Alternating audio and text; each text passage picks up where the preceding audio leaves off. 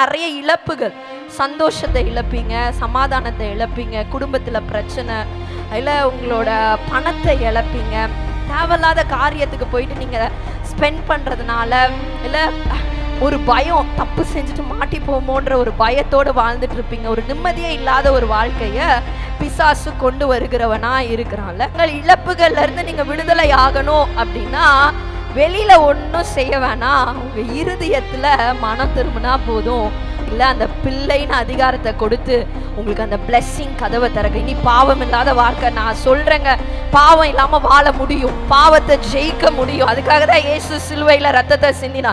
நீங்க எவ்வளவு பெரிய குடிகாரரா வேணா இருக்கலாம், எவ்வளவு பெரிய டிப்ரெஷன்ல வேணா இருக்கலாம், நீங்க இயேசுவோட பிள்ளைன்ற அதிகாரத்தை நீங்க எடுக்கும் போது you can overcome the sin. நீங்க பாவத்தை மேற்கொள்ளுகிறவர்களா இருப்பீங்க.